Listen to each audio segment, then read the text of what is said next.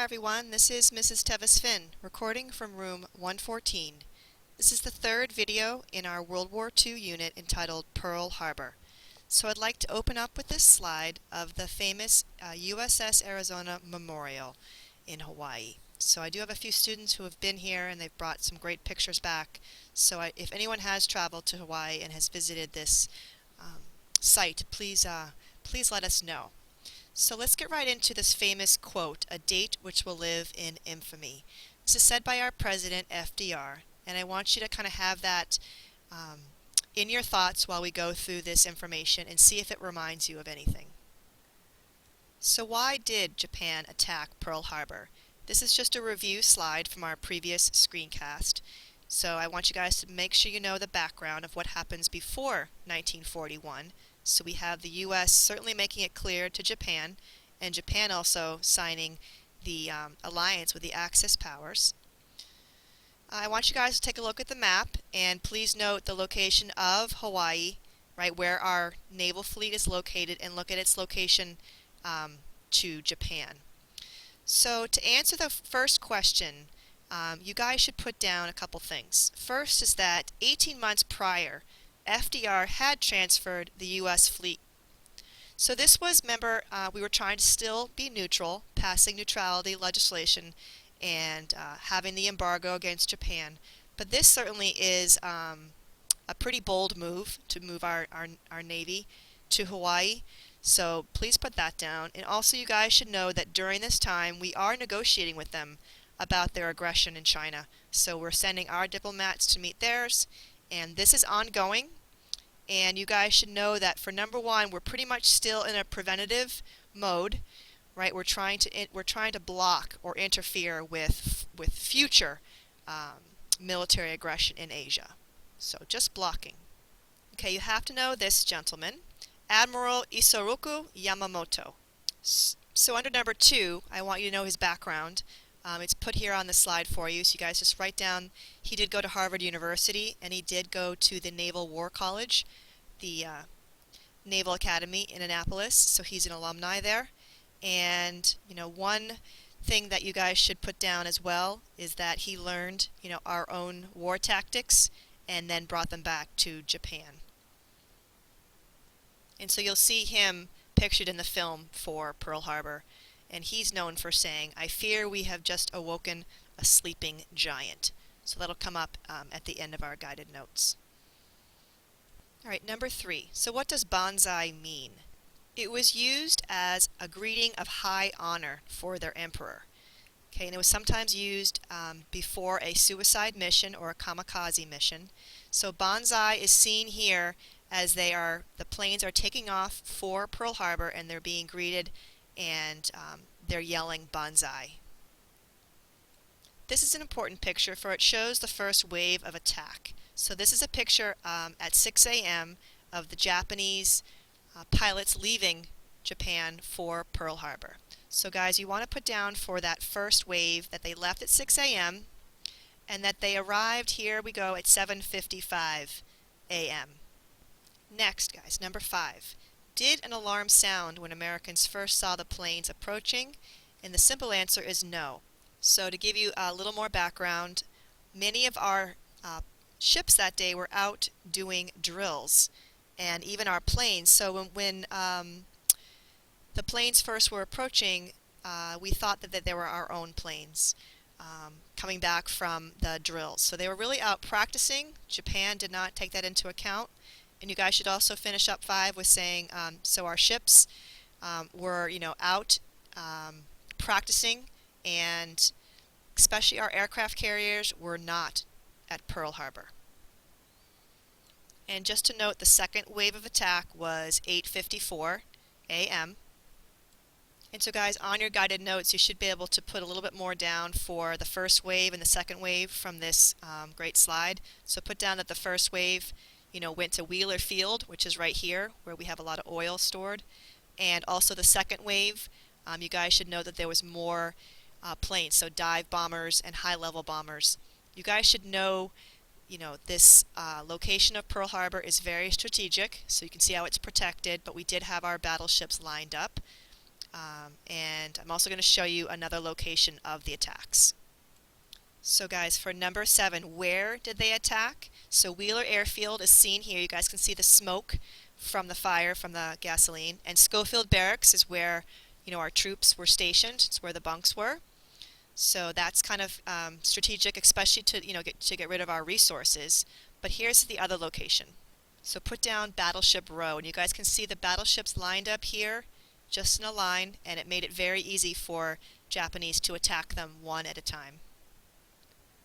So to recap number 7, where would be Schofield, Wheeler, and Battleship Row, and why would be, they're really able to get rid of our ships quickly, and also to get rid of our resources.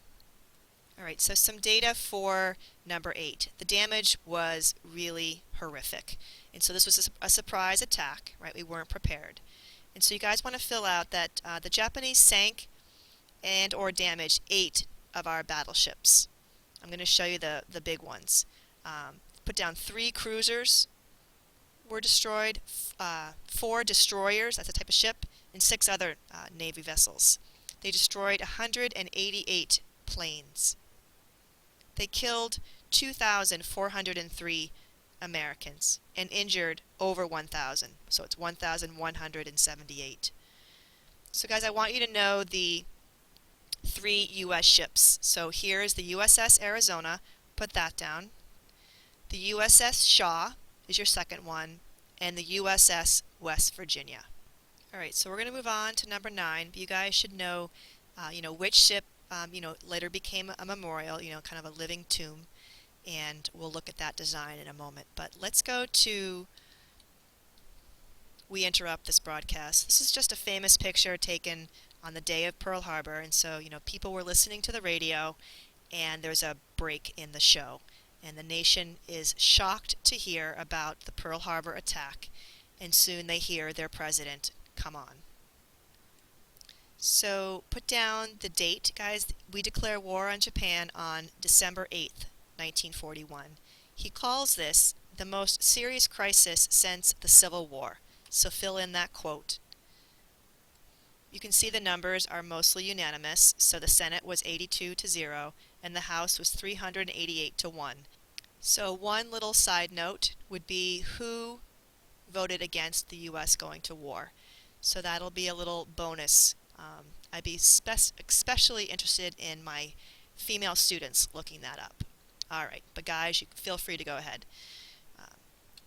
Before we move on, this speech is really important to listen to, which we'll do in our groups, but also just look at the wording and put down a little bit on the bottom of that first page. So no matter how long it may take us to overcome this premeditated invasion, the American people will win through absolute victory. So this is given in his speech to Congress. So he's using language to make sure that the whole world knows that we are now, in this, and we will not give up until we win. Alright, on the back page, guys, is number 10. So I want you first just to look at this and describe it. So this is the USS Arizona Memorial, and just, if you need me to point out a little bit, I will. Here is the ship underneath, and then this is the bridge where you can cross, and there's a glass floor where you can look down below. The oil you can sometimes see coming up to the surface. So you want to fill out the architect's name, Alfred Price. And then what message is he trying to convey? So it says, wherein the structure sags in the center but stands strong and vigorous at the end, expresses initial defeat and ultimate victory. The overall effect is one of serenity. Overtones of sadness have been omitted to permit the individual to contemplate his own personal responses, his innermost feelings. So you can note down here the greatest loss of life was aboard this ship, and this was just left peacefully. And please make sure you guys put down what message is this building expressing. Buildings can do that. Number 11, you know I love quotes, so make sure you know the date which will live in infamy. So put down the speaker and the significance. And then I want to make sure you guys know that Admiral Yamamoto said the next quote. I fear all that we have done is to wake a sleeping giant. Please try to analyze that and put down, what do you think Yamamoto means? Who is the sleeping giant? Alright, for number 12, I want you guys to know that propaganda begins pretty much overnight. So we begin with just footage, and then I really want you guys to describe the images from this screencast, and especially try to do the point of view. So this just says, remember Pearl Harbor. This up here got cut off, but it says remember Pearl Harbor. So this one I definitely want you guys to not just describe, but give the point of view. And then this one down here. So not just the caption, but look at the caricature, and please give the point of view. I'll end with this image, and again, this is going to lead us to our discussion both in our groups and for our whole class. But after the attack on Pearl Harbor, how do we emotionally react and respond? So please look back at that propaganda. And here's just a thinking question. Is an emotional response a healthy or natural way for our government to react? How does tragedy unite a country? Is there a trend? And I would like you guys to make a connection. Was there an emotional response to the 9/11 attacks? Alright, and lastly, number 13. What can you predict will happen in World War II based on this map? So I do want to point out that many people thought that Japan would attack the Philippines first. So Leyte Gulf is the Philippines. But please take a look at where they went first, which is Hawaii. And now I want you guys to just, think. You may already know this, but try to think if you don't. What kind of war are we going to have to fight? How are we going to be able to defeat Japan? So put down your predictions, and we'll talk about it in your groups and in class. This is Tevi, signing off.